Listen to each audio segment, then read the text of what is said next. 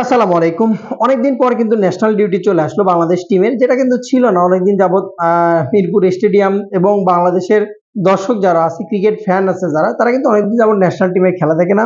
দেখতে দেখতে ১৭ তারিখ নিউজিল্যান্ডের সাথে ৩টা ওয়ানডে হবে। প্রথম যেহেতু ৩টা ওয়ানডে হবে, তারপরে টি-টোয়েন্টি আছে।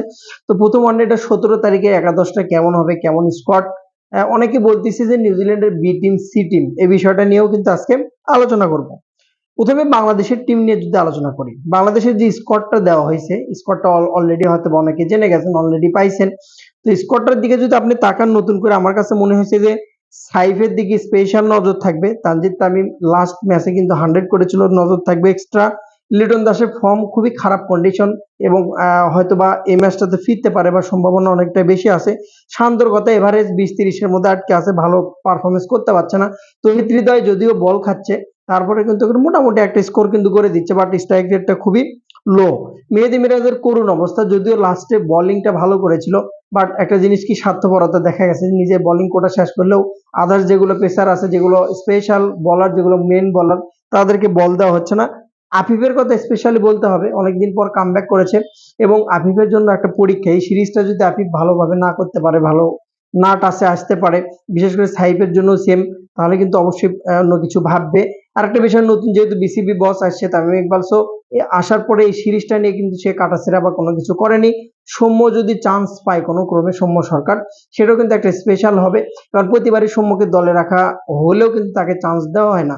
তবে ম্যানেজমেন্টের দিক থেকে যতটুকু ভাবনা যে সৌম্যকে প্রথম একাদশ থেকে হয়তো বা নিলে নিতে পারে, বা দ্বিতীয় ম্যাচ থেকেও নেওয়ার সম্ভাবনা। তবে এই সিরিজটাতে সৌম্য সরকার থাকছেন, মোটামুটি এটা একটা ফিক্সড।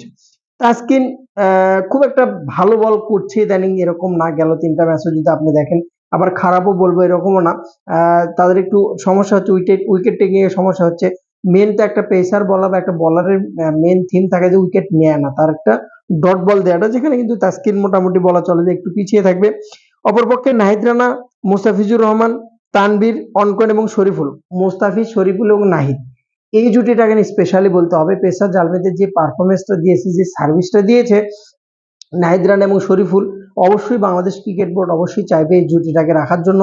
সাথে মোস্তাফিজ, যদি এই তিনজনকে রাখে তাহলে কিন্তু তাসকিনের জায়গা পাচ্ছে না। তবে যতটুকু সম্ভাবনা তাসকিনকে সঙ্গে রেখে, মোস্তাফিজকে সঙ্গে রেখে, শরীফুল বা নাহিদের যে কোনো একজনকে সুযোগ দেবে বাংলাদেশ ক্রিকেট বোর্ড, এবং মেন একাদশটা এভাবে সাজানো হবে যতটুকু তথ্য। এবার আসি নিউজিল্যান্ডের বিষয়ে।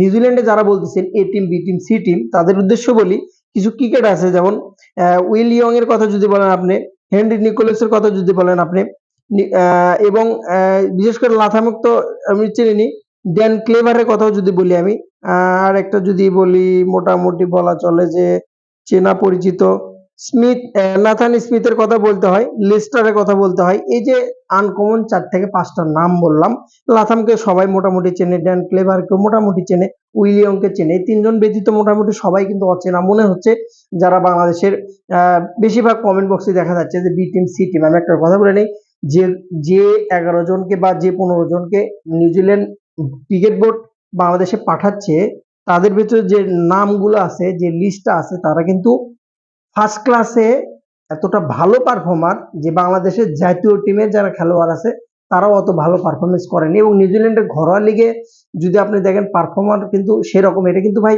এই মিরপুরের আবাহনী, মোহামেডান আর এরকম ঘরোয়া লিগ, ডিপিএল এরকম কিন্তু না, তাদের কিন্তু অনেক উন্নত মানের ঘরোয়া লিগ হয়, অনেক উন্নত মানের। এবং সেখানে কিন্তু সরাসরি তারা স্পোর্টস চ্যানেল বলেন, আপনি ইউটিউবে যদি আপনি দেখেন, আপনারা সরাসরি সম্প্রচারও করে কিন্তু তারা। সো তাদের মানটা অনেক উন্নত। সো তাদের যে ফার্স্ট ক্লাস নিয়মিত যারা রান করে, তারা কিন্তু ন্যাশনাল টিমে এসে ডাব্বা মেরে এরকম না। তবে বাংলাদেশের একটা ফেভারিট জিনিস আছে, সেটা হচ্ছে যে মিরপুরের মাঠে বাংলাদেশের যত বড় বিশ্বের যত বড় টিমই আসুক না কেন, তারা কিন্তু যে কোনো সময় ডজ দিতে পারে বাংলাদেশ। বিশেষ করে ওয়ানডেতে, ওয়ানডের কন্ডিশনটা যথেষ্ট ভালো, টি-20তে ইদানিং বাংলাদেশ ভালো খেলছে। তো আসলে বি টিম, সি টিম বলে কিছু না, বাংলাদেশের সাথে যে নিউজিল্যান্ড যে টিমটা খেলবে যথেষ্ট ভালো, এবং সবাই পারফর্মার, কিন্তু যথেষ্ট ভালো পারফর্মার। যদিও আইপিএল খেলছে, মেন প্লেয়ারগুলো যার জন্য আসা সম্ভব হয়নি, বাট যে প্লেয়ারগুলো আসে সবাই কিন্তু পারফর্মার। যে কোনো কিছু যে কোনো মুহূর্তে কিন্তু চেঞ্জ করতে পারে, বাংলাদেশকে যে কোনো সময় কিন্তু তারা কাবু করতে পারে, বাংলাদেশকে যে কোনো সময় কিন্তু দাবায় দিতে পারে, তাদের কিন্তু একটা সেকেন্ডও লাগবে না। সো প্রতিপক্ষকে দুর্বল ভাবাটা কিন্তু সত্যিকার অর্থে বোকামি। যে কটা প্লেয়ার দেখছেন আপনি, সবাই কিন্তু পারফরম্যান্স সিরিয়াসলি কিছু কিছু প্লেয়ার আছে ন্যাশনাল টিমে কিন্তু 1-2 ম্যাচ অলরেডি খেলে ফেলেছে। তো তাদেরকে বি টিম সি টিম বলার কোনো কিছু জানা। সো 17 তারিখে অপেক্ষা ন্যাশনাল টিমে খেলা বাংলাদেশের।